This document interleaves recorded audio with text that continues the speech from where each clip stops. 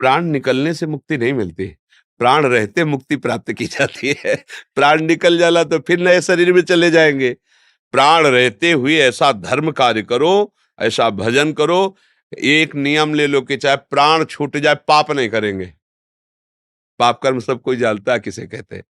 गंदी बातें, गंदा भोजन, गंदा दर्शन, गंदी क्रियाएँ अगर छोड़ दो, तो ये बहुत बड़ी बहादुरी की बात है कि प्राण चाहे निकल जाए, मैं गंदी बात नहीं, गंदी क्रिया नहीं करूँगा जो शास्त्र विरुद्ध आचरण है। नाम जपते हुए परिवार की सेवा करूँगा, तो जीते जी तुम्हें अनुभव होने लगेगा मैं मुक्त हो रहा हूँ।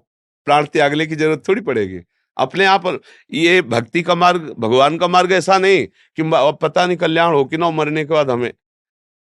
जीते जी बिल्कुल तैयार फिट, जैसे वो नहीं अमेरिका जाना है, बोले आपके पास पास है, पैसा है, ये नंबर है, वहाँ बात करो, वहाँ जाना है, आपका फिट हो गया। अब आपको कोई संशय नहीं है। जिस समय बुलाया आप चल दिए।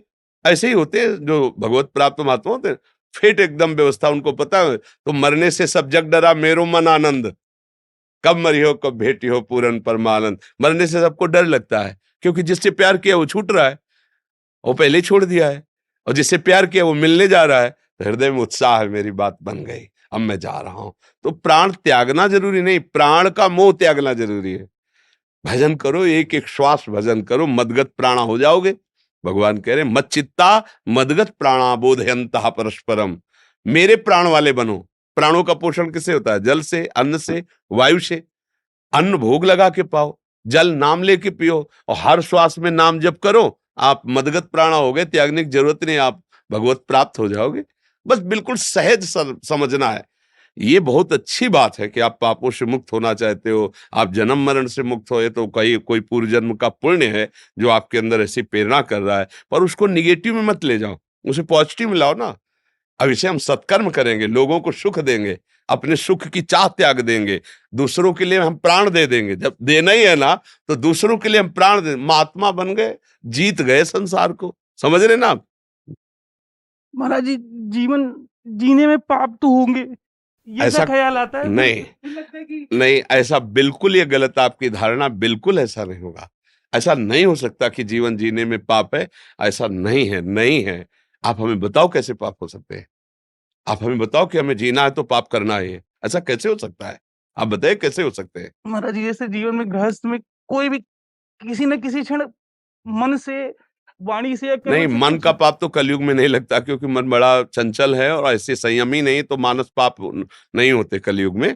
मानसिक पाप नहीं होते, पर क्रियात्मक पाप माने जाते हैं। तो हम कहते हैं कैसे होते हैं? अच्छा, जैसे गृहस्थ आदमी है, हल जोत रहा है, कोई जीव मर रहा है, तो इसके बाद जो अन्न पैदा होता है, लाखों चिड़ियां उसमें अन्न पाती है। इसके बाद आया हुआ अतिथि साधु महात्मा पाता है, परिवार का पोषण होता है, उसको पाप ही नहीं लगता है। अब ऐसी जानबूझकर कोई क्रियाएं पाप की मत करो। जो स्वाभाविक तुम, जैसे झाड़ू लग रही है, पोछा लग रहा है, अब कोई जीव उसमें मर जाता है, उसको पाप थोड़ी कहते हैं। अरे भाई, पहले फूल झाड़ू से लगा दिया, फिर पोछा। अब जान की चींटी तुम रगड़ रहे हो तो बात अलग है। स्वाभाविक जो क्रियाएं हो, हम पैर रख रहे हैं तो कितने जीव मर जाते होंगे हमें क्या पता। तो हम हवा में थोड़ी चलेंगे। अच्छा, हवा में चलेंगे तो श्वास में कितने जीव जा रहे हैं, आप सूक्ष्मदर्शी से देखिए कितने जीव जा रहे हैं। ये सब बातें ऐसे नहीं सो, जानबूझ करके अपने सुख के लिए किसी को दुख देना, वो पाप के अंतर्गत आता है। ऐसे तो जीवे जीव आहार, जीव बिना जीवे नहीं। ये मूली साग सब क्या है? जीव ही तो है ना। उखाड़ के देखो, तुरंत सूख जाएंगे, अर्थात वो भी जीव है, पर वो हमारा आहार है, इसलिए हमारे पाप नहीं है। हमारे लिए ये जो नाना प्रकार के जीव है, उनकी हत्या करके खाना हमारे लिए नहीं, वो राक्षसों के लिए, वो हिंसक पशुओं के लिए अलग अलग जो विधान किया गया है, वो उसके अनुसार चले। ऐसा नहीं बच्चा कि हम गृहस्थ में तो पाप करना ही पड़ेगा, ऐसा नहीं है, ऐसा नहीं है, ऐसा नहीं।